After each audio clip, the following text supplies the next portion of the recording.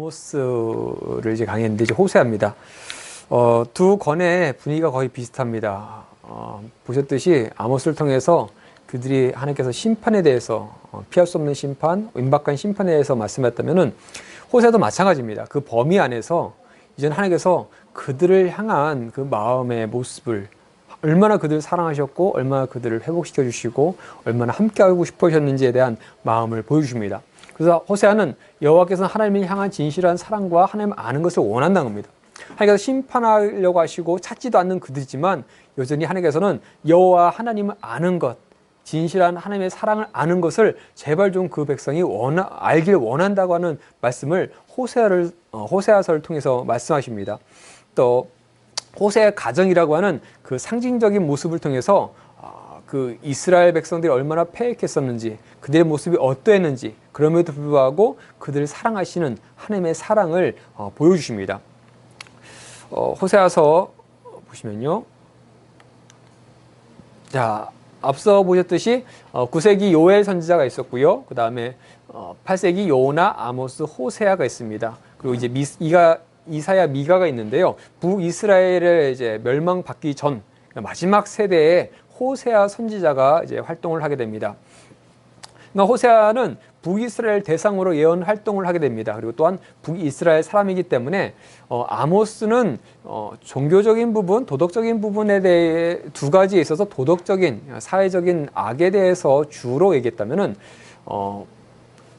호세아는 종교적인 것, 그다음에 도덕적인 그 죄악 가운데서 특별히 종교적인 부분에 대해서 많이 얘기하게 됩니다.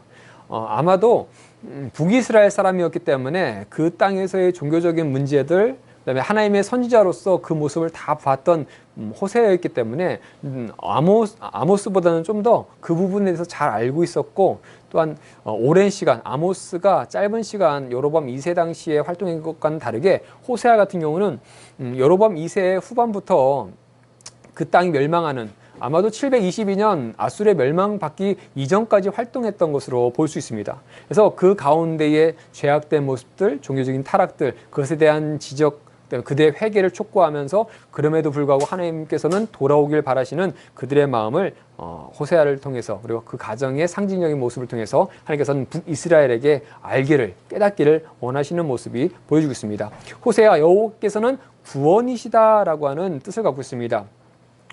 엘리사의 이름처럼 여호와께서 바로 구원이시다. 바알도 아세라도, 또한 당시에 아수르나 아람이나 주변에 있는 나라들을 의지했던 그들이 구원이 아니라 바로 하나님께서 하나님이시고 구원이시라는 것을 바로 선포하는 모습을 볼 수 있습니다.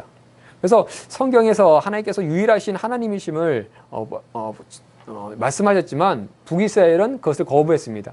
하나님은 하나님이시고 또 필요한 여러 가지 밭에 농사를 짓다 보니까 농경의 신이었던 바알을 섬기기도 하고, 또 여러 가지 말곰이라든지 그다음에 주변에 있는 나라의 그 우상들을 섬겼던 모습들, 또한 북이스라엘 같은 경우에는 제사장도 없었고 레인도 없다 보니까 자신들의 그 방식대로 단과 베델에 분송아지를 생겨놓고 이것이 하나님이다, 자신들이 원하는 모습을 그려놓고 자신들이 바라는 모습을 바라놓고 이것이 하나님이라고 섬겼던 그런 모습들이 있었습니다. 그 가운데 결국 아모스를 통해서 나타냈던 그들의 죄악이 만연했고 결국 심판받아야 될 수밖에 없는 임박한 심판, 그들의 죄에 대한 보응에 대해서 얘기했다면 그 보응의 메시지 가운데 하나님께서는 그럼에도 불구하고 그들을 사랑하시고 다시 한번 찾아오고 싶어 하시는 그런 모습이 또 얘기하고 있고요. 브엘의 아들이라고 했습니다. 그리고 북이스라엘의 출신인데요. 북이스라엘 왕이었던 북이스라엘 왕을 우리 왕이라고 이렇게 지칭하는 거 봤을 때는 아마도 북이스라엘 출신이었다는 것을 볼 수 있습니다. 특별히 이제 호세아에 대해서 우리가 많이 알고 있는 것은 음란한 여인을 아내로 맞이하였고 그 가운데 음란한 자녀들을 낳았다라고 얘기하고 있습니다. 여기에는 뭐 여러 가지 의미가 있어서 처음부터 음란한 여인을 만난 건지 결혼하고 났더니 음란해진 건지 여러 가지 이야기가 있지만 이스라엘을 상징적으로 봤을 때는 처음부터 음란한 여인이 아니었을까. 그리고 디물라임의 딸 고멜이라고 할 정도로 그 아버지도 그 사람들이 알만한 사람이었고 또한 누구도 다 알만한, 그러니까 호세의 입장에서는 상당히 그런 패역한 음란한 여인과 결혼해야 될까라고 생각할 수 있지만 하나님께서는 그 모습을 통해서 호세아가 하나님의 마음을 좀 알고 하나님께서 그 애타는 마음, 그런 여인인데도 불구하고 사랑하시고 함께하고 싶어 하시는 그 마음을 알기를 원하시며 그런 상징적인 가정을 통해서 그런 모습이 또 나타나기도 합니다. 또한 이 시대 가운데서는 앞선 시대에 요나도 있었고요. 이제 9세기에는 요엘이 있었지만 여로보암 2세 당시에는 요나도 있었고 아모스도 있었고 그다음에 호세아가 있고 비슷한 시기에 또 이사야와 미가가 활동하는 모습도 볼 수 있습니다. 아모스와 마찬가지로 호세아에서도 북이스라엘의 죄뿐만 아니라 남유다에 있어서는 죄들, 왜냐면은 여로보암 2세와 우시아 시대 때 동일한 그런 사회적인 악이 있었기 때문에 그리고 문제가 있었기 때문에 그것에 대한 지적도 함께 나오는 것을 또 볼 수 있습니다. 그러니까 어쩌면 아모스처럼 단순히 이 북이스라엘의 멸망과 그들의 회개를 촉구하는 것뿐만 아니라 당시에 비슷했던 남유다를 향해서도 회개를 촉구하시고 하나님께서 그들의 얼마나 사랑하신지에 대한 모습도 보여지는 것이 또 호세아에서도 나타난 모습입니다. 배경은 여로보암 2세부터 호세아 통치 기간 마지막 722년 멸망하기 전까지를 보고 있습니다. 왜냐하면 호세아에서는 그들의 죄에 대해서 하나님의 심판에 대해서 얘기하지만 하나님께서 심판하시고 나서 그들을 멸망하시고 나서의 이야기는 없습니다. 그러니까 아마도 호세아가 활동했던 기간에는 아직 멸망하기 전이었기 때문에 그 이후의 내용이 포함되지 않았다라고 볼 수도 있습니다. 바로 이 시대에 아수르가 강성해졌고 결국 그 여로보암 2세와 그다음에 우시아 가운데 강성했던 그 나라가 점점점 힘이 약해지고 약해지는 모습. 특별히 여로보암 2세 이후에는 뭐 살룸 같은 경우는 한 달 통치하고 그다음에 무나임도 10개월 그 무나임부터 시작해서 무나임, 부가이야 그 이후 왕들이 정말 계속적으로 반란도 일으키고 서로가 싸우는 모습들, 그 혼란한 가운데 있었던 그 모습이 바로 이 북이스라엘의 모습이었습니다. 그러니까 자신들이 하나님의 은혜 가운데 그 솔로몬과 같은 그 부귀 영화를 누렸지만 결국 그걸 가지고 자신들의 이익을, 자신들의 배를 채웠던 그들의 모습, 결국 그 죄악된 모습으로 인해서 벌받게 되는 바로 멸망이라고 하는 그 심판의 그 시기를 모두 경험했던, 그래서 어쩌면 호세아가 멸망까지 봤을 수 있다라고도 볼 수 있지만 어쨌든 그 비슷한 시기까지 활동했었던, 그러니까 북이스라엘의 가장 전성기도 경험했고 그리고 멸망이라고 하는 그 시대까지도 경험할 수 있는 그런 예언자가 바로 호세아입니다. 그래서 기록 연대는 753년부터 722년 이 기간 가운데 활동했을 것으로 보고 있습니다. 그리고 당시에 그 호세아 1장에 보시면은 우시아, 요담과 아하스, 히스기야라고 하고 있는데 히스기야와 아하스가 서로 섭정하던 시기에 북이스라엘 멸망하기 때문에 이 굳이 남유다의 왕들도 거론하는 이유가 있을 것이다. 그렇게 봤을 때는 아마도 북이스라엘의 죄악이 남유다의 죄악이었고 남유다를 향한 하나님의 메시지도 이 가운데 포함되지 않았을까라고 볼 수 있습니다. 어쨌든 이 여로보암 2세부터 우시아부터 히스기야, 그다음에 호세아라고 하는 그 두 왕국의 이 기간 동안에 호세아가 활동했던 것을 볼 수 있습니다. 기록 목적입니다. 기록 목적은 아까 말씀드린 그 가정을 통한 하나님의 그 마음을, 그 음란한 여인을 사랑하고 데리고 다시 사랑하고 싶어 하셨던 그 모습을 이스라엘을 그 여인을 통해서 이스라엘을 향한 하나님의 사랑, 그 마음을 보여주고 있습니다. 심판해야 되고 멸망시킬 그런 존재였지만 그럼에도 여전히 사랑하시며 어떻게 하든 함께하고 싶어 하시고 또한 그들 사랑하고 싶으시고 회복시켜 주길 바라시는 하나님의 마음. 그러니까 하나님도 알지 못하고 하나님께 돌아오지도 않고 하나님의 뜻도 깨닫지 못하고 하는, 충성스럽지도 못하고 순종하지도 못하는 이스라엘 백성들, 그들의 죄악된 모습들, 우상숭배, 부도덕한 죄들, 그 모습들, 이방 열방들을 의지했던 모습들, 그것에 대한 경고와 심판의 메시지가 담겨 있습니다. 그럼에도 불구하고 여전히 하나님께서는 심판을, 멸망을 선포하시며 그렇게 행하시지만 그럼에도 여전히 하나님의 사랑이 그 가운데 담겨 있고 이스라엘에 대한 회복, 그래서 징계받은 이후에도 돌아온 자들을, 하나님께 돌아온 자들, 하나님께 나아간 자들을 한없는 사랑으로 품으시고 맞아주시려고 하는 그 회복의 메시지가 전해지고 있습니다. 저자 보시면 우시아와 요담과 아하스와 히스기야가 이어서 유다 왕이 된 시대, 곧 요아스의 아들 여로보암이 이스라엘 왕이 된 시대에 부엘의 아들 호세아에게 임한 여호와의 말씀이라 하면서 자신의 시대 가운데 있었던 왕들, 특별히 남유다의 왕들을 대부분 거론하게 되고 북이스라엘 같은 경우는 여로보암 2세만을 거론하게 됩니다. 어쨌든 그 시대 가운데 하나님께서 호세아에게 말씀을 주셨고 그 가운데 호세아가 자신의 가정을 통해서 그 상징적인 모습, 또한 그들의 죄에 대해서 얘기하는 부분도 있고요. 9절에 보시면 누가 지혜가 있어 이런 일을 깨달으며 누가 총명이 있어서 이런 일을 알겠느냐. 여호와의 도는 정직하니 의인은 그 길로 다니거니와 그러나 죄인은 그 길에서 걸려 넘어지리라 하면서 죄는 결국 심판받지만 의인들은 그 길 가운데서 다시 회복할 수 있다. 마치 스바냐 말씀처럼 결국 멸망받지만 그 가운데 하나님께 돌아온 자들 하나님께서 그들을 사랑하시고 기뻐하시고 그 기쁨을 잊지 못하시고 너무나 행복하시다고 하는 그 말씀처럼 비록 북이스라엘이 멸망으로 하나님 앞에 심판받지만 그때 하나님께 돌아온 자들을 하나님께서는 원하시고 그들을 받아주시고 그들이 그 심판 이후에 하나님께서 기뻐하시는 그 일로 다가올 수 있도록 하나님의 은혜를 받을 수 있도록 하나님의 도로 하나님의 은혜로 하나님을 알고 하나님께로 나아오라라고 하는 메시지를 전하고 있습니다. 그래서 보시면 전체 두 가지로 볼 수 있는데요. 크게 호세아의 가정에 대해서 볼 수 있고 그 다음에 패역한 이스라엘과 하나님의 사랑에 대해서 그러니까 호세아의 가정의 이야기를 통해서 그것이 바로 하나님과 북이스라엘의 관계 그리고 그 가운데 베푸신 하나님의 사랑에 대한 이야기가 있습니다. 그래서 가정에 대해서 음란한 여인 고멜을 얻게 되고 그 아이들을 통해서 하나님께서 뜻하신 것이 무엇이었는지 그리고 그 여인을 사랑함으로 해서 하나님께서 얼마나 북이스라엘을 사랑하셨는지에 대한 그리고 그들이 심판을 통해서 결국 멸망받지만 그럼에도 돌아오길 바라시는 하나님의 마음을 보여주십니다. 그리고 그 가정을 통해서 보여주던 그 모습을 이제는 전 북이스라엘 상대로 그 죄악이 무엇이었는지 그들의 잘못이 무엇이었는지 그래서 왜 심판받아야 되는지 얘기하시지만 그럼에도 불구하고 멸망받고 심판받지만 그 가운데서도 하나님께 돌아온 자들을 멸망 이후에도 하나님께서는 다시 회복시켜 주시고 돌아오실 그 호세의 호소를 통해서 하나님의 사랑이 우리에게 전해지고 있습니다. 그런 하나님을 배반하고 하나님을 알지 못하는 그들 패역한 그들을 여전히 하나님께서는 돌아오기를 멸망이 선포되었지만 돌아오기를 심판이 선포되었지만 돌아오기를 임박한 심판 가운데 있지만 돌아오기를 바라는 하나님의 마음이 호세아를 통해서 전해지고 있습니다. 그래서 첫 번째 호세아의 결혼과 자녀들에 보시면은 호세아의 그 가정을 통해서 북이스라엘의 영적 상황 그리고 하나님의 모습이 보여지고 있습니다. 첫 번째 하나님께서 말씀하신 것이 너는 가서 음란한 여인을 마이하고 음란한 자녀를 낳으라고 말씀하십니다.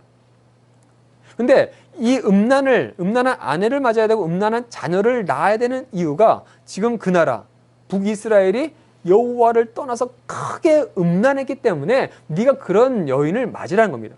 하나님의 마음을 알고 하나님의 말씀을 전하던 그 선지자에게 하나님께서는 나의 마음을 네가 알길 원하고 나의 지금 심정을 네가 알길 원하고 지금 너의 백성들이 어떤 상황인지 내가 너의 가정을 통해서 네가 깨닫기를 원한다라고 하면서 이런 명령을 내리십니다. 그러니까 보편적인 내용이 아니라 호세아를 통해서 하나님께서 특별하게 내리신 겁니다. 제발 나의 마음을 알고 나의 말씀을 하나님의 말씀을 전하는 네가 나와 같은 마음을 가지고 그 땅 가운데 나가길 바란다는 겁니다. 그러니 호세아 입장에서도 인간적인 입장에서는 순종하기 어려울 겁니다. 모든 백성들이 알만한 손가락질 할 수 있는 그런 여인, 다 음란한 여인. 북이스라엘이 음란하였고 죄 가운데 있지만 그럼에도 불구하고 있는 사람 가운데 알고 있는 사람, 그 사람을 여인으로 맞습니다. 그래서 이 세 자녀를 낳게 되는데 어떤 사람들 그렇게 얘기합니다. 고멜과 그다음에 호세아 사이에서 새 아이가 나왔다라고 얘기를 하지만 음란한 자녀라고 하면 의미를 되새겨 보면은 어쩌면 음란했던 고멜이 와서 호세아와 결혼했지만 그 여인이 여전히 음란한 가운데 그 아이들을 낳고 하는 기간이 그런 상황이 아니었을까?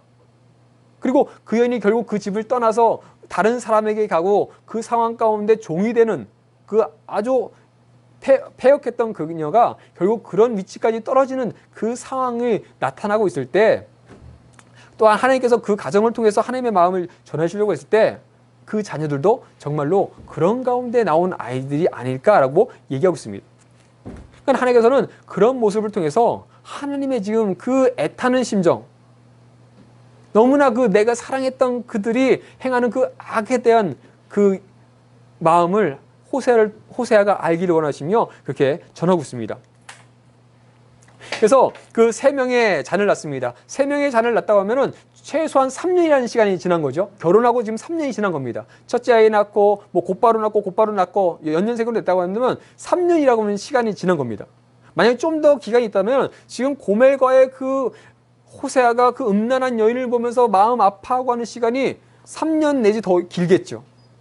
근데 그 가운데 나온 자녀들이 있습니다. 태어난 자녀들이 있습니다. 이스르엘, 로루아마, 로엄이라고 하는 세 자녀가 있습니다. 보통 부모님들은 자녀의 이름을 지을 때 좀 좋은 이름, 좋은 뜻의 이름을 지어주고 싶어 할 겁니다. 마치 호세아처럼 여호와께서 구원이시다라고 하는 그런 좋은 뜻처럼 자녀들에게 지어주고 싶었을 겁니다. 하지만 하나님께서는 그 아이들의 이름을 지어주시는데 이스르엘, 로루아마, 로엄이라고 지었습니다. 근데 이것이 부모로서는 지을 만한 이름이 아닙니다. 이스라엘이라고 하는 그 첫째 아이는 이스라엘 평연, 그곳에서 있었던 여러 가지 사건들 가운데 하나님께서 거기서 심판에 대해서 말씀하시면서 그것을 기억하기 위해서 이스라엘이라고 이름을 짓습니다. 로루아마라는 것은 루하마가 궁휼히 여긴다는데 로는 아니다, 반대의 뜻입니다. 그러니까 로루아마, 궁휼히 여기지 않겠다는 뜻입니다. 하나님이 그 백성을 보면서 내가 너희를 궁휼하게 여기지 않겠다라고 하는 의미로 두 번째 아이의 이름을 로루하마라고 짓게 됩니다. 그리고 세 번째 아이가 낳게 되는데 그 세 번째 아이는 로암미라고 합니다. 암미는 나의 백성이라고 하는 뜻인데 로암미, 내 백성이 아니라는 뜻입니다.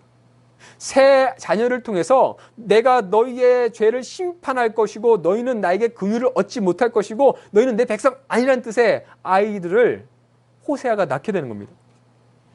그 아이들을 보면서 호세아가 어떤 생각을 할까요? 음란했던 그 여인을 통해서 낳았던 아이들, 그리고 음란했던 그 북이스라엘, 결국 우리는 어떻게, 왜 심판받는지, 어떻게 그까지 가게 되는지 하나님의 심판에 대해서 하나님께서 우리를 백성 삼지 않으시고 우리를 궁히 여기지 않으시는, 하나님께서 정말 우리를 내치시는 그런 모습이 그 가족을 통해서 보여주고 있습니다.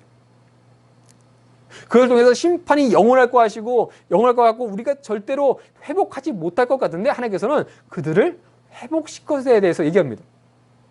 심판의 대상이 되는 이름이었고 백성이 아닌 사람의 이름이었고 긍휼이 없음을 나타내는 이름이었는데 하나님께서는 그들을 회복시켜 주시겠다고 하는 메시지를 전달하십니다.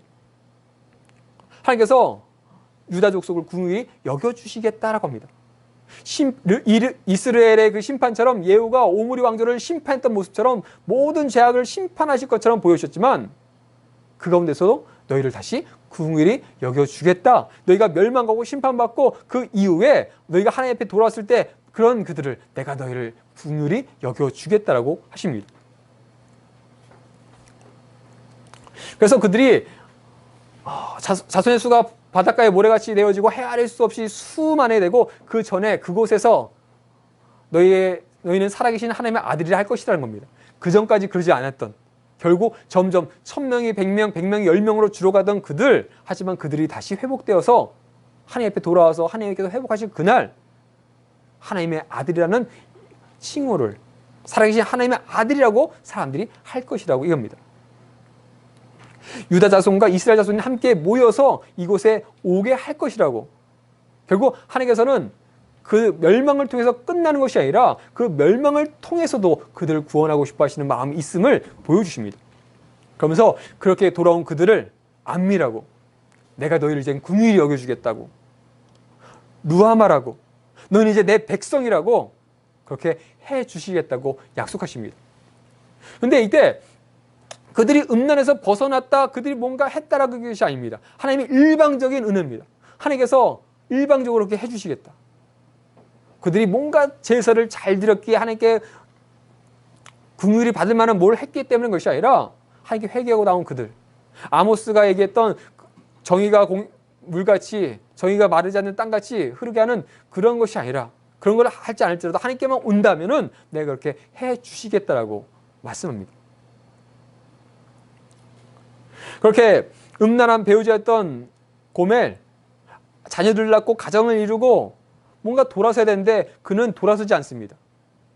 고멜의 죄악이 단순히 호세아에게만 영향이 미치지 않습니다. 자녀 입장에서도 생각해 보면은 내 부모가, 내 어머니가 동네 사람들이라는, 지역 사람들이 다 아는 그런 음란한 여인이었다면 얼마나 창피하고 얼마나 부끄럽겠습니까? 그러니까 북이스라엘의 죄악이 단순히 북이스라엘만의 문제 아니라 주변 나라를 통해서 하나님이 그렇게 처참해지시고 모욕적이시고 그런 그들을 그들의 죄악 때문에 그런 마음을 품고 계시다는 것을, 그렇기 때문에 그들의 죄를 지적하는 모습이 있습니다. 그러니까 음란한 배우자 보시면은 내 아내가 아니다, 나는 그의 남편이 아니다라고 선언합니다. 마치 이 선언이 이혼 선언 같습니다.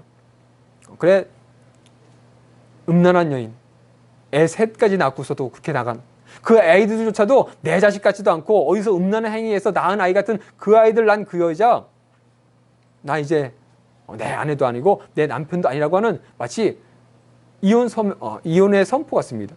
그 에스겔 보시면은 그 사마리아의 죄악 때문에 그들을 이혼 증서를 줘서 쫓아냈다라고 하는 그런 표현을 하시듯이 정말 그렇게 쫓아내고 싶으시는 그만큼의 죄악이 그들 가운데 있었다는 겁니다.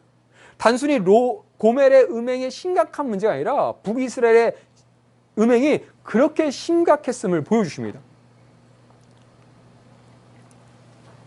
그러니까 뭐라고 하시냐면은 음란을 제하고 음행을 제거하라. 그렇지 않으면은 목말라 죽게 하겠다는 겁니다. 너희가 만약에 그 음란을 버리지 않고 그렇게 하면 결국 죽게 될 것이다. 너희가 심판받을 것이다. 목말라서 죽는 그 심판의 모습. 너희가 멸망 이후에 그래도 하나님께 돌아와야 되는데 그렇지 않으면 결국 너희는 그렇게 죽을 것이다. 멸망받을 것에 대해서 얘기하십니다. 그러면서 그들의 벌거벗은 몸을 가릴 내 양털과 내 삶을 빼앗으리라. 그를 내 손에서 건질 사람이 없으리라. 모든 명절을 패하겠고라 합니다. 그러니까 뭔가 그들이 자기를 가릴 만한, 뭔가 수치된 것을 가릴 만한 것들이 있어야 되는데 그것조차 다 없이 그들의 죄악을 낱낱이 드러내겠다고 하십니다. 어느 누구도 그가 쫓아다니던 그런 음란을 행하던 그들조차도 그의 행위에 대해서 그들을 건질 사람이 없다는 겁니다. 그 에스겔서에서도 보면은 그 음란한 여인에 대해서 음란했던 그들이 도리어 그 음란을 통해서 그의 음란을 지적하며 그녀가 얼마나 더 음란한지를 보여주듯이 하나님께서 그렇게 하시겠다고 합니다. 그러면서 그들이 지키던 희락의 절기, 월삭절기, 안식일 모든 명절도 다 폐해버리고 그들이 바알을 섬기며 우상들을 섬겼던 그것 때문에 내가 너희를 벌하겠다라고 말씀하십니다. 결국 그들은 그들의 죄 때문에 자신의 죄 수치가 드러날 것이고 죄가 드러날 것이고 그것으로 인해서 심판받게 될 것을 분명히 말씀하십니다. 하나님께서 징계하신다고 했습니다. 그들을 심판하시겠다고 하십니다. 그러나 하나님께서는 그런 그들을 그저 떠내보내지 못하십니다. 그들의 안타까운 마음으로 다시 회복시켜 주시기를 원하십니다. 비록 그렇게 내 아내가 아니라고 얘기하며 내 남편이 아니라고 얘기하며 그들의 폐역에 대해서 지적하시지만 하나님께서는 그럼에도 불구하고 그 이스라엘 백성들을 향한 하나님의 사랑이 여전히 남아있음을 보여주십니다. 그래서 내가 그를 타일러 말로 위로하고 그날에는 언약을 맺으며 전쟁 없이 하고 그들로 평안히 눕게 하리라. 그들이 멸망 후에 돌아온다면은 내가 그들을 타일 것이고 말로 위로할 것이고 그날에 언약도 맺어줄 것이고 전쟁 없이 하고 그들과 평안히 눕게 하겠다라고. 그리고 제발 좀 하나님을 알고 돌아오라고. 하나님의 사랑이 그러면 멸망시키고 심판, 너희의 죄 때문에 당하는 거지만 그럼에도 여전히 나는 너희를 사랑하고 있다. 너희가 돌아오길 원한다는 것을 하나님께서 말씀하십니다. 그들을 긍휼히 여겨주시고 내 백성 삼아주시겠다고. 호세아의 그 3명의 아이들의 이름이 이후에 은혜의 이름으로 바뀌듯이 내가 너희를 그렇게 해주겠다고 그 말씀을 하십니다. 하지만 이것은 단순히 지금 그들이 받을 징벌, 멸망이라고 하는 징벌, 심판하는 징벌을 다 제거해 주시고 회복시켜 주신 것이 아닙니다. 그 징벌은 받아야 됩니다. 죄는 용서해 주시되 그거에 대한 벌은 분명히 하시겠다는 겁니다. 그 벌이 그들에게 임할 것이라고 얘기하십니다. 그리고 그 이후에 하나님께서 너희를 회복해 주실 것이다.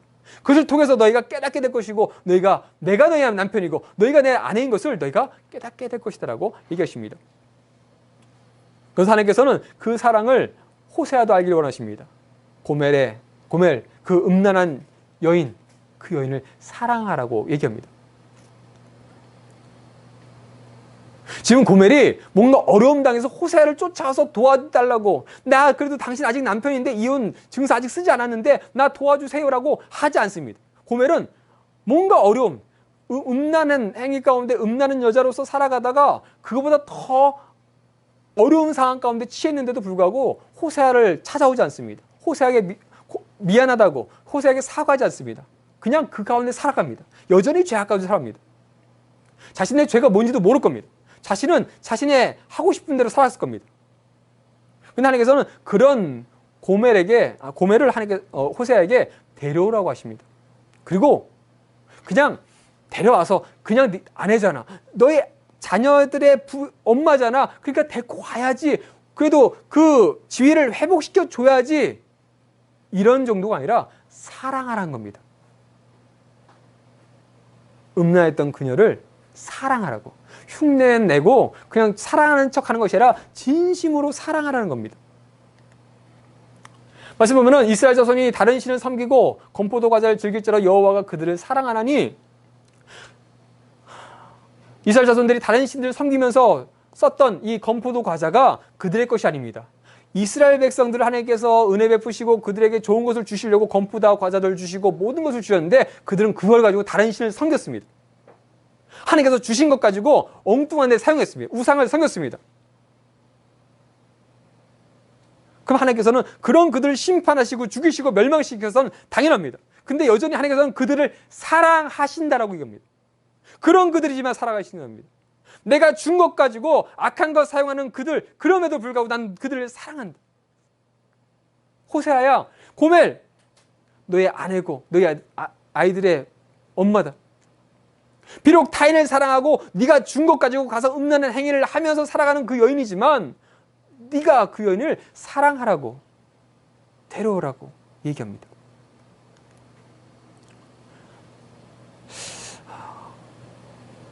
호세아가 그 말씀 가운데 순종합니다. 그래서 2절 말씀 보면은 그를 은 15개와 보리 한 호멜 반으로 사오게 됩니다. 교재 TV에서 보시면은 TV에도 있지만 보리 15개와 보리 한 호멜 반이 액수로 찌면은 은 30세겔입니다. 종의 규정 가운데서 종이 죽었거나 종에게 어떤 생명의 값을 대신 줄 때 은 30세겔. 신약에서도 예수님께서 종으로 가룟 유다에서 팔릴 때도 은 30세겔이라고 하는, 그러니까 한 사람을 팔 때 주는 액수가 은 30세겔. 이것을 오늘날로 한 사람은 한 600만 원 정도. 당시에 기준을 한다면 노동자가 120일 동안 받을 수 있는 일당의 전체를 얘기합니다. 그러니까 그 액수를 주었을 때 누군가에게 속박되고 누군가의 종이 되었던 그를 풀어줄 수 있습니다. 그러니까 고멜은 음란한 여인으로서 음란을 행하다가 그런 누군가의 속박된 종이 되었던 겁니다.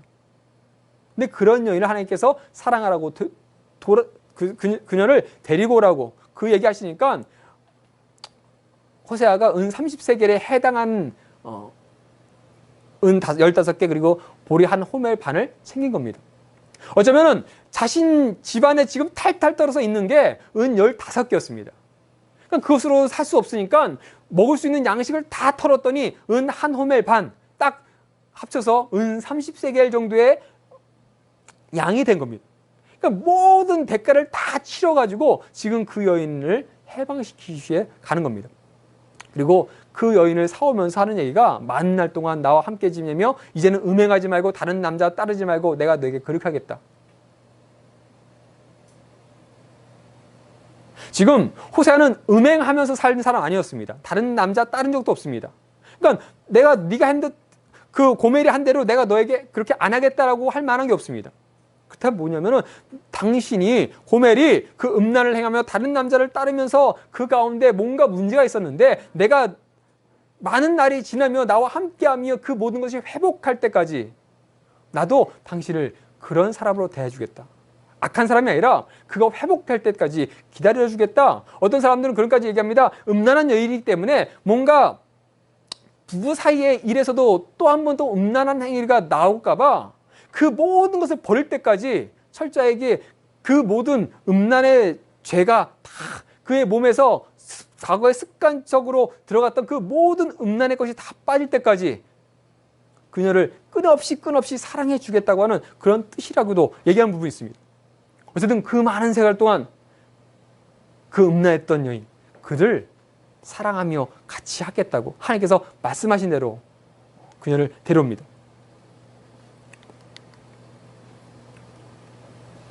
그러면서 그 모습을 이스라엘 자손에 대해서 얘기합니다. 이스라엘 자손이 많은 날 동안 왕도 없고 지도자도 없고 제사도 없고 주상도 없고 에봇도 없고 드라밈도 없이 지내다가 그 후에 마지막 날은 여호와를 경외함으로 여호와와 그의 은총으로 나아가리라.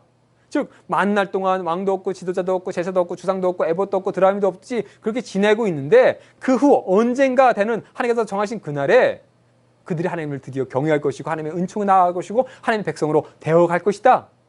그렇게 그들이 정말 하나님 앞에서 회복될 것이다.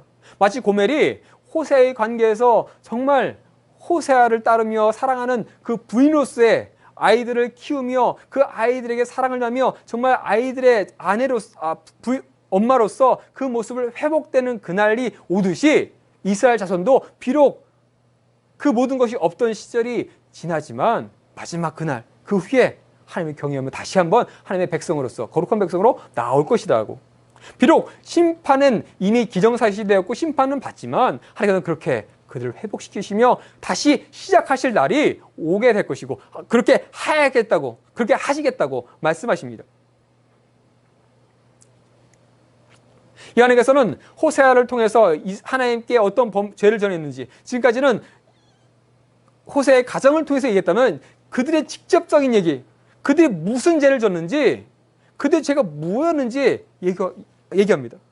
말씀하십니다. 그리고 그 심판을 얘기하시면서 그럼에도 결국 너의 죄 때문에 심판받고 나와는 같이 있을 만한 어떤 것도 없고 나와 함께할 아무것도 없고 내가 너희랑 같이 있을 만한 아무것도 없지만 하나님께서는 그들을 돌아오고 호소하시며 함께하자고 다시 한번 하겠다라고, 비록 심판을 하시지만 다시 시작하려고 하시는 그 하나님의 마음을 보여주십니다. 먼저 그들이 무슨 죄에 대한, 그들의 죄가 무엇이었는지 그것에 대한 고발과 심판의 경고의 말씀을 그들에게 전합니다. 말씀 보시면은 그들은 진실도 없고 인애도 없고 하나님 아는 지식도 없습니다. 하나님께 제사 드리고 하나님의 절기를 지키는데 그들은 하나님 아는 지식이 없습니다. 어쩌면 제사장들, 레위인들이 없다 보니까 그냥 과거에 습관적으로 레위인이나 제사장들이 드리던 그거 대충 눈대중으로 보고 똑같이 흉내낼 수 있습니다. 어쩌면 흉내냈겠죠. 그 가운데서도 그것 보면서 했던 것이 우상 숭배였습니다. 그러니까 진실도 없고 인애도 없고 하나님 아는 지식도 없고 끊임없이 아는 건 뭐 없고 그냥 흉내만 내고 있던 그들, 그것이 내 죄였다는 겁니다. 그러면서 저주와 속임과 살인과 도둑질과 간음과 포악을 행했다. 아모스에서 말하는 것처럼 그들의 죄악이 무엇인지, 경제적인 사회적인 죄가 무엇인지 얘기합니다.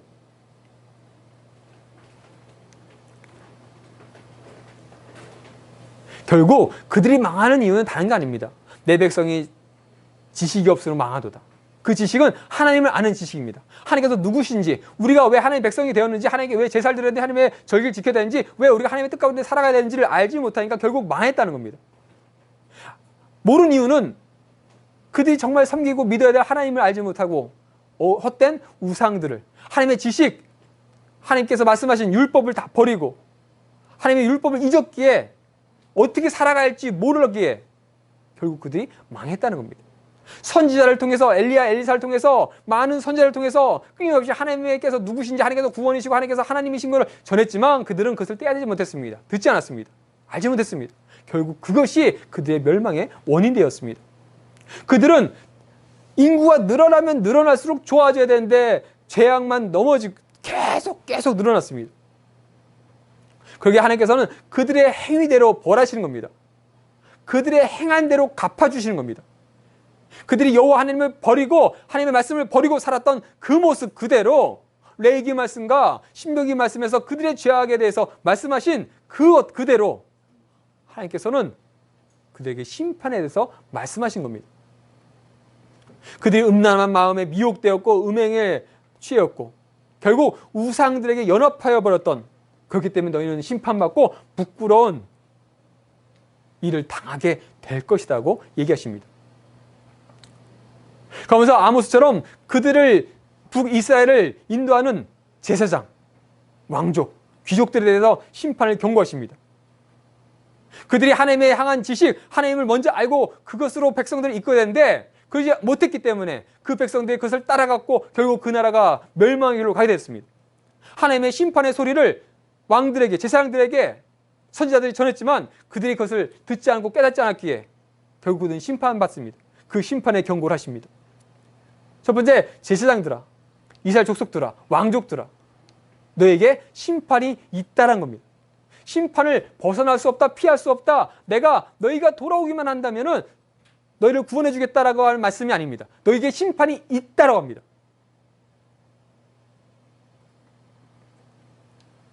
너희가 사륙제에 깊이 빠졌고 내가 다 그들을 벌하겠다라고 얘기하십니다. 멸망시켜버리겠다고, 멸망시켜야 된다고, 너희 죄는 그것으로도 갚을 수 없다라고 말씀하십니다. 그들 마음 가운데 음행했습니다. 그 음란한 마음이 가득하니까 하나님을 알만한 마음이 없습니다. 하나님을 알만한 그런 것이 없습니다. 도리어 그 악행 때문에 그들이 여호와를 알지 못한다는 것, 그것이 드러날 뿐입니다. 그 죄로 인해서 하나님의 심판에서 그들을 건져낼 자가 아무도 없습니다. 그것 때문에 하나님께서 떠나셨습니다. 하나님께서는 악을 미워하십니다. 죄를 미워하십니다. 그러기에 그들과 함께 하실 수 없습니다. 그러기에 에스겔에서도 그들의 남유다의 죄 때문에 하나님의 영이 그 땅을 떠나십니다.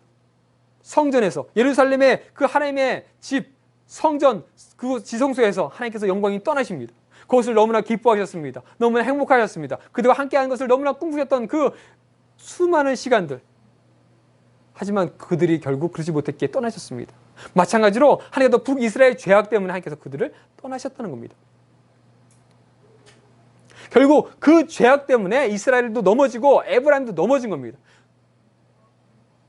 남의 죄가 아닙니다. 다른 사람 죄가 아닙니다. 그들의 죄입니다. 그렇기 때문에 죄로 인한 심판은 필연적입니다. 당연한 겁니다.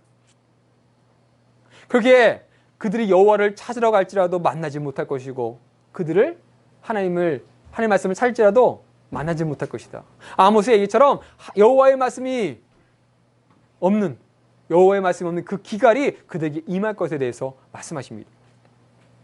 그러기에 백성들 인도하던 제사장, 왕족, 귀족 뿐만 아니라 백성들까지 다 벌하시겠다고 말씀하십니다. 그 벌하는 날은 황폐될 겁니다. 건전할 자 없습니다. 내 얼굴, 하나님의 얼굴을 구하기까지 할지라도 그들은 고난을 받게 될 겁니다. 하나님께서 그렇게 심판에 대해서 촉구하십니다. 심판에 대해서 얘기하십니다. 심판에 대해서 확증하십니다. 그렇다면은 자신의 죄를 깨달아야죠. 요나가 자신이 하나님의 말씀을 듣지 않고 엉뚱한 다시스로 갈 때 하나님께서 그를 징계하시며 그가 회개하길 바라셨을 때 그가 했던 것은 자신의 죄를 회개하는 모습이 아니었습니다. 죄자도 꺼내지 않습니다. 그저 선민의식, 하나님께서 역시 나를 구원하시는구나. 마찬가지였습니다. 북이스라엘도 호세아가 그렇게 심판에 대해서 왜 너희의 죄가 무엇인지 무엇이 잘못인지 얘기하지만 그들은 진정한 회개도 진정한 뉘우침도 없습니다.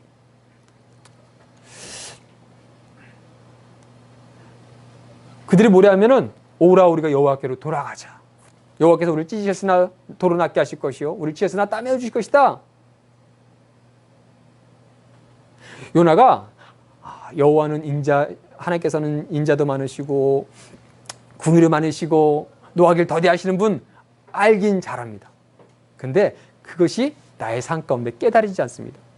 그래서 마치 호세아 6장에서 나오는 이그들의 여호와께 돌아가자, 여호와께서 우리를 도로 낫게 하실 것이다, 이것이 단순한 그들이 정말로 그런 하나님이시다라고 고백하는 것이 아니라 마치 이것은 지금 우리가 교회 가운데서 주기도문을 이제 고백합니다.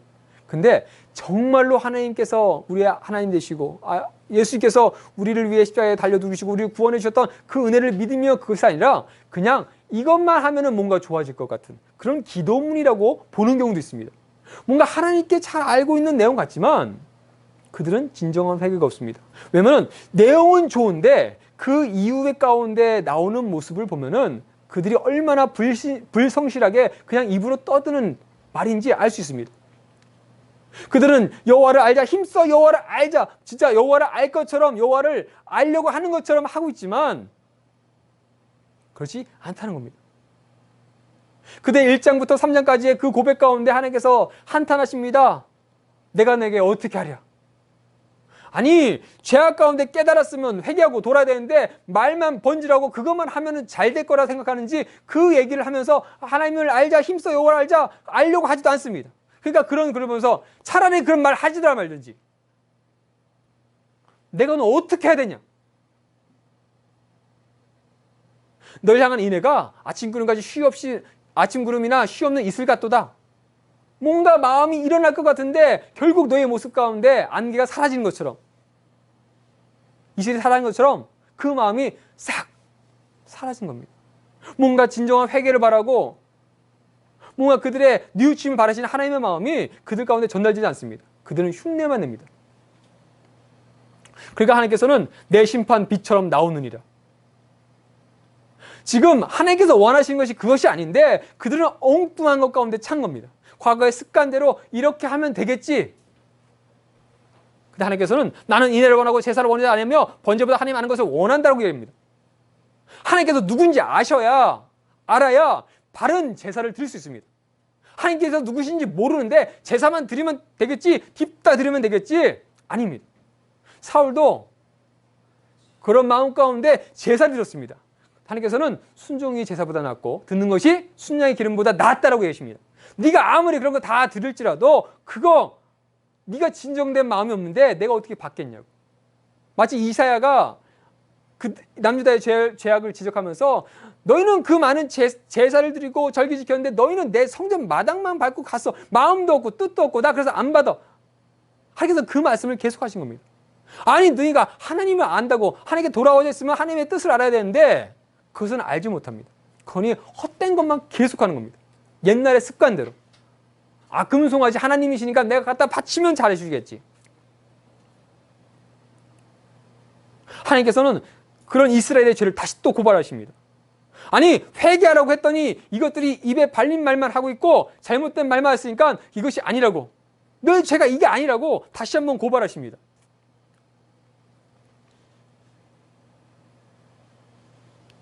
언약도 어겼습니다. 반역합니다.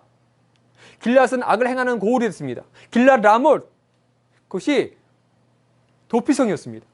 도피성은 부지 중에 살인한 자가 와가지고 피해 보고를 피하는 곳입니다. 근데 그 성이 악을 행하는 자의 고울이 되었습니다. 거기에 피가 가득했습니다. 아니 그런 사람을 보호해야 될 그 땅에 악이 가득하고 피가 가득합니다. 도피성의 기능이 못합니다. 그러니 제사장 무리는 새김길에서 사악을 행하고 있습니다. 하나님을 알지 못하니까 아무것도, 도피성도 의미가 없어지고 제사도 의미가 없어지는 상황 가운데 있습니다. 그들의 음행 때문에 이스라엘이 더럽혀진 겁니다. 하나님께서는 내가 내 백성의 사로잡힘을 돌이킬 때 내게도 추수할 일이 정하리라고 하십니다. 그 가증한 일, 음행, 이스라엘의 사로잡힘을 돌이킬 때 유다도 심판을 정하셨다고 합니다. 이스라엘뿐만 아닙니다. 남유다뿐만 아니라 유다도 그 죄악 가운데 지금 있습니다. 그러니까 지금 그것을 돌이킬 때 북이스라엘이 지금 그들의 죄로 멸망받고 그 모습을 보일 때 남유다도 돌이키라는 겁니다. 하나님께서는 여전히 남유다에게는 또 기회를 주십니다. 하지만 북이스라엘은 그 기회를 놓쳤습니다. 죄악 가운데 있기 때문에 놓쳤습니다. 죄악만 더 쌓습니다. 그렇게 그들은 결국 심판을 받게 됩니다. 남유다도 그 죄악 따라가면 결국 멸망받는다 말씀하십니다. 하나님께서는 어떻게든 그들을 회복시켜 주고 싶어 하시고 뭔가 해보려고 하시지만 그럴 때마다 드러나는 것은 그들의 거짓과 죄악입니다. 여러분 이세 시대 때, 우시아 시대 때 솔로몬 같은 영화로 다시 회복시켜 주시며 어떻게든 해보려고 하나님께서 하시는데 그것이 도리어 그들의 죄악이 얼마나 끔찍하고 얼마나 패역했는지가 더 드러났다고 말씀하십니다. 하나님께서 이스라엘 치료하러 갈 때 에브라임의 죄와 사마리아의 악이 드러났다. 아니 상처를 치료하려고 하는데 그 상처가 더 악한 것, 더 치료할 수 없는 것, 얼마나 더러운 건지 보여주실 겁니다. 그 악으로 왕들은 그 거짓말로 지도자들을 기쁘게 한도다. 왕들을 제대로 가르쳐야 되는데 그들이 악으로 지도자들을 거짓말로 그들을 기쁘게 하는 겁니다. 그들이 잘못된 길을 가면은 잘못된 길을 갔다라고 얘기해 줘야 되고 그들의 잘못된 모습을 회개시켜야 되는데 어느 누구도 안 합니다. 선지자가 와서 얘기했을 때 사람들이 듣고서 그것을 회개해야 되는데 안 합니다. 지도자들이 안 하면 백성이라도 정신 차려야 되는데 그들도 똑같습니다. 그냥 지도자들만 죄가 있는 거 아닙니다. 백성도 마찬가지 죄입니다. 따라간 것도 죄입니다. 잘못된 걸 놔둔 것도 죄입니다. 그래서 그들이 다 화도까지 뜨거워져서 그들 중에 내게 부르짖는 자가 하나도 없다. 아니 그 죄악 가운데 그 어려움 가운데 있는데도 하나님께 부르짖는 자가 하나도 없습니다. 마치 그대 모습은 뒤집지 않는 전병 같습니다. 전병이 붙어가지고 적당히 익을 때 돌려줘야 되는데 그게 타는지 썩는지 관심 없습니다. 그게 타든지 썩든지. 하나님과 우리의 관계가 엉망이 되는지 하나님과 우리의 관계가 돌이킬 수 없는 상황까지 갈지라도 그들은 관심이 없습니다. 여호와 하나님께로 돌아오지도 아니하며 구하지도 않습니다. 누구 하나 구하기라도 하고 여호와께로 돌아오리라고 했으면 좋겠는데 없습니다. 소돔과 고모라가 의인 10명이 없어서 멸망당했는데 남유다는 의인 1명이 없어서 멸망당했습니다. 북이스라엘도 마찬가지입니다. 하나님께로 돌아오지도 않습니다. 구하지도 않습니다. 도리어 그들은 하나님을 의지하며 하나님을 따라야 되는데 우상을 섬기다가 뭔가 안 되니까 애굽을 향해, 아수를 향해, 다른 민족을 향해 하나님께 나아가는 것이 아니라 다른 민족들을 의지합니다. 결국 그들이 그것 때문에 징계를 또 받습니다. 그러면서 하나님께서 말씀하십니다. 그들의 잘못된 예배에 대해서, 그들이 왜 예배가 잘못되는지 말씀하십니다. 우상 숭배로 잘못된 그들, 하나님의 언약도 어기고 하나님의 율법을 범했는데도 불구하고 여전히 그들은 잘 지킨다고 생각하는 그들, 결국 그 잘못된 은금은 자기를 위해서 우상들을 만들며 섬기며 살았던 그 모습, 그 죄악으로 말미암아 결국 파멸될 것이다. 그들은 여전히 바알도 섬기고 하나님도 섬기고 다 섬긴다고 하면서 잘 섬긴다고 생각했는데 잘 섬기는 것이 아니라 너무나 잘 섬기고 잘못 섬기고 있는 것을 하나님께서 말씀하십니다. 그것이 결국 너에게 파멸로 일러가는 길이 되었다라고. 여로보암부터 시작해서 호세아까지 어느 누구 하나 그 잘못된 여로보암의 죄에서 돌이키지 않았기 때문에 그들은 심판받는다, 파멸된다고 말씀하십니다. 하나님의 심판의 경고에다 다시 얘기하십니다. 하나님께서는 북이스라엘이 하나님을 떠나고 절기에 음행의 값을 좋아하며 즐거워하지 말라고 합니다. 너희가 지금 먹고 즐기고 떠드는데 그렇게 하지 말라고 하십니다.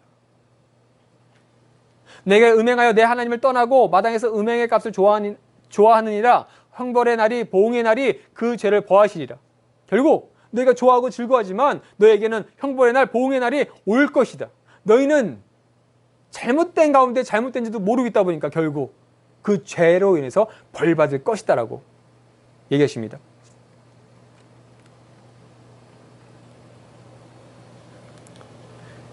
그러니까 하나님께서 말씀하신 것이 내가 그들 떠나는 때에 하나님께서 그들이 단순히 아수르가 강성해지고 주변 나라가 강성해져서 그들이 고통받고 어려움 당한 것이 아니라 하나님께서 떠나시니까 그들에게 화가 미친 겁니다. 하나님께서 그들과 함께하지 않으시기에 그들에게 화가 미친 겁니다. 하나님께서 생명이시고 구원이시고 그들을 보호하시는 분인데 그분이 없으니, 그분께서 없으시니 그들은 화를 당할 수밖에 없습니다. 하나님께서 그들을 버리시니까 그들은 여러 나라 가운데 떠돈자가 되었습니다. 그들이 지금까지 화가 미치지 않은 것, 그 땅 가운데 있었던 것이 다 하나님께서 그들과 함께 하셨기 때문에, 여전히 하나님께서 그들을 사랑하시며 어떻게 하든 함께 하시고 싶어서 그 사랑 때문에 그들과 함께 했기 때문에 그들이 그렇게 있었는데, 그들이 그 가운데 살 수 있었는데 이제 하나님이 떠나시니까, 하나님께서 버리시니까 그들은 끔찍한 멸망의 시간을, 하나님께서 그들에게 유죄 판결을 내시며 심판을 경고하시면서 그들의 죄에 대해서 얘기하십니다. 선민으로서 우리는 하나님께 택함 받은 사람들이고 내가 제사만 드리고 하나님께 하나님 알자, 힘써 하나님 알자 이 얘기만 하면 하나님께서 날 구원해 주시고 그런 사람들인 줄 알았는데 그것이 아니라는 것을, 우리랑 이방인이랑 똑같다, 저들도 죄 때문에 저들이 죽듯이 우리도 우리 죄 때문에 죽는 것이구나, 하나님께서 선택된 민족이라고 구별하시고 그들만 특별 대우하신 것이 아니라 하나님께서는 동일하게 그들을 징계하시고 심판하시고 하신다는 것을 말씀합니다. 그러니까 이스라엘 사람들이 충격 먹습니다. 이스라엘이 자기 힘과 아수를 의지하는 것에 대해서 심판을 선고하십니다.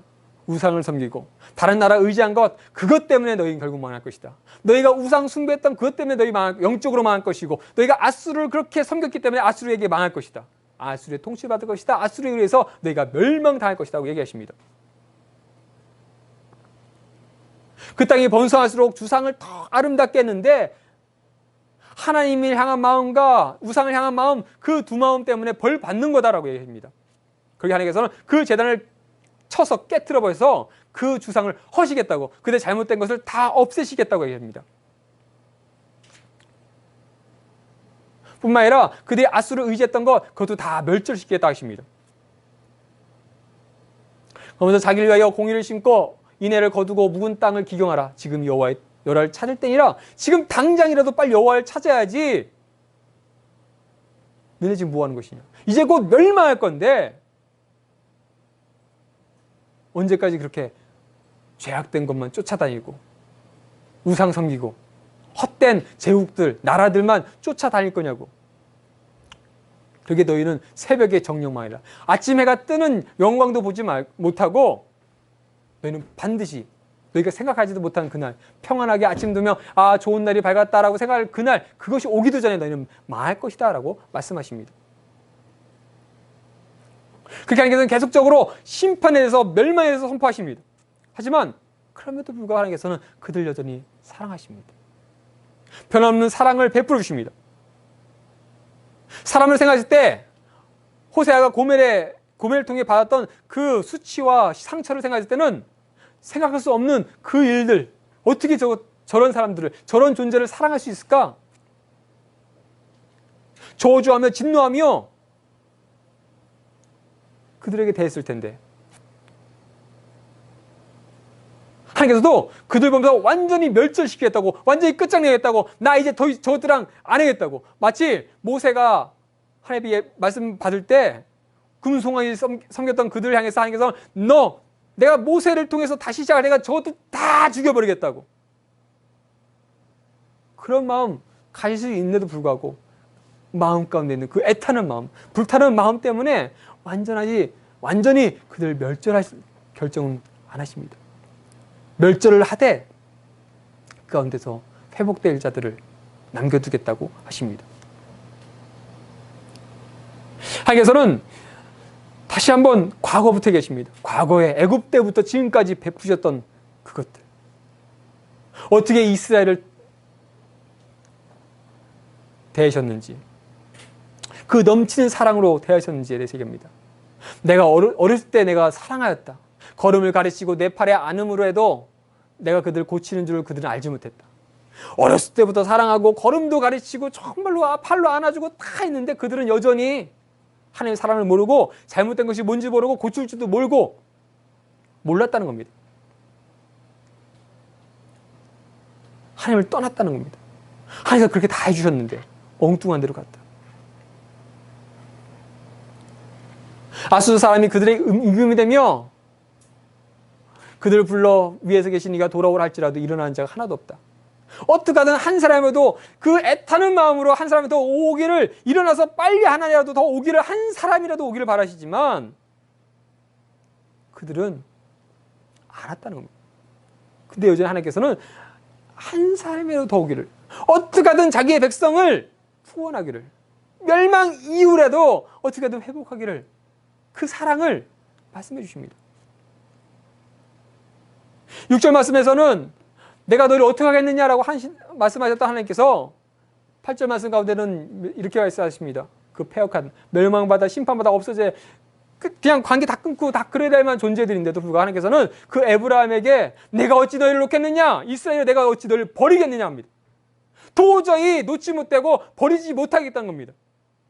그 마지막 끈을 딱 붙잡으시고 어떻게든 마지막 그 멸망의 순간까지, 멸망 이후까지 어떻게든 끌고 오고 싶으신 하나님의 마음. 그 마음이 어떤 마음이냐? 내 마음에 내 속이 돌이켜 나의 궁일이 온전히 불붙듯 하도다. 그 궁일이 없어지고 하나님의 인애가 없어지고 하나님의 노하심이 자비하심이 없어지고 노하기를 더디하시는 마음이 없어질 줄 알았는데 하나님의 그 사랑이 그들 향한 궁일이 불붙고 있습니다. 어떻게든 그들을 구원하고 싶으신 마음이 여전히 있는데 그 마음 누구 하나 알아주기를 원하시는 겁니다. 배역했던 그들, 배신하였던 그 마음, 그 깊은 상처에도 불구하고 하나님께서는 그들을 놓지 못하겠다고, 버리지 못하겠다고, 버리고 놓고 에이 나 갈래라고 하셨지만 돌아섰더니 그 마음이 너무나 불붙어서 혹시라도 나에게 용서를 구한다면 받아줄 마음으로, 나에게 다가온다면 다시 받아주겠다는 마음으로 그들이 멸망할지라도 다 멸망하지 않으시고 완전히 멸망하지 않으시고 그 기회를 두시겠다고 한 겁니다.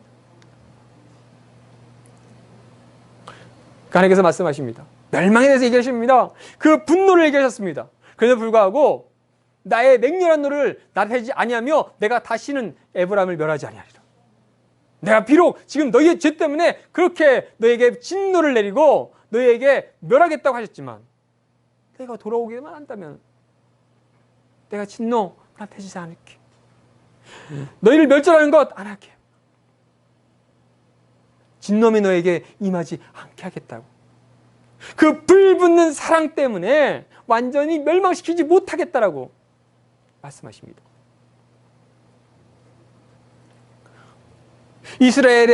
북이스라엘의 회복에 대해서 말씀하시는데도 불구하고 여전히 그들은 죄에서 돌아올 마음이 없습니다. 그 마음이 너무나 안타까웁니다. 너무나 마음 아프십니다. 도저히 못 놓겠는데, 너희를 버리지 못하겠는데 이것 좀 너희 좀 알았으면 좋겠다고. 에브라임, 유다, 그들은 거짓에서, 속임수에서 정함이 없습니다. 끝까지 죄를 반복하고 있습니다. 그러게 그들의 행실대로 벌할 수밖에 없다는, 보응하겠다는 말씀하십니다. 거짓과 포악을 더했고 아수르와 애굽과 계약을 맺고 기름물을 애굽에 보냈습니다. 여전히 그들은 하나님의 애타는 마음 가운데 그들을 붙잡으시지만 그들은 하나님을 알지 못했습니다. 결국 하나님께서는 그 행실대로 벌하겠다고, 그 행위대로 보응하시겠다고. 하지만 그 보응 가운데서도 그들을 향한 마음을 아직 끝까지 놓지 못하겠다고 하는. 그래서 이스라엘이 하나님께만 돌아와서 인애와 정의를 지키며 항상 하나님만 바라보기를, 멸망받을지라도 돌아오기를 원하십니다.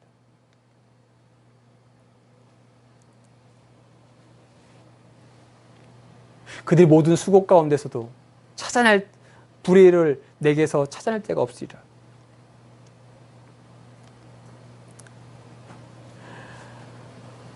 에브라임의 그 경노함이 극심하며 그의 수치를 그에게로 돌리리라. 결국 그들은 그 죄들 가운데 살아갑니다.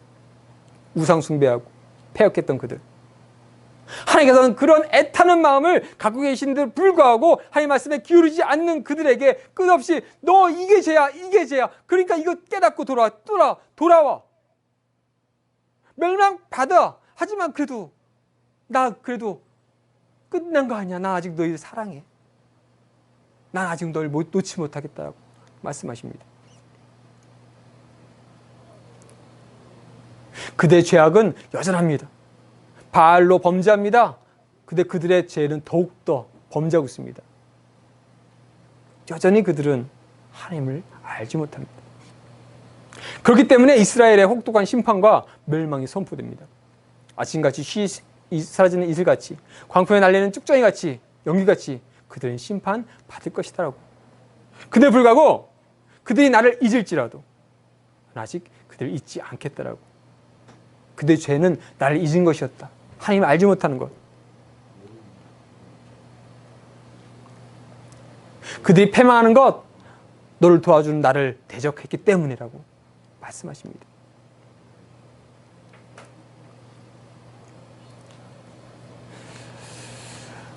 그 죄악 가운데 있습니다. 그 마지막 그들 향해서 호세아는 하나님의 말씀을 가지고 호소합니다.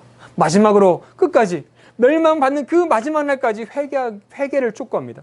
한 사람이라도 회개하기를, 누군가 돌아오기를, 누군가 하나님의 그 마음을 알기를 말하고 있습니다. 이스라엘아, 내 하나님 여호와께로 돌아오라. 지금 그들은 돌아올 생각도 돌아올 마음도 전혀 없는 사람들인데도 불구하고 하나님께서는 여전히 하나님께로 돌아오고 말씀하십니다. 하나님께서는 그들이 말씀을 가지고 하나님께 돌아오기를 원하십니다.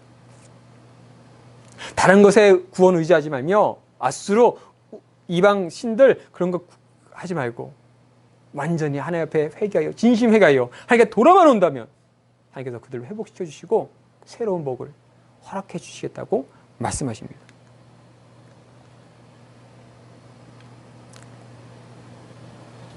그들의 반역을 고치고 기쁘게 그들 사랑하겠다 합니다.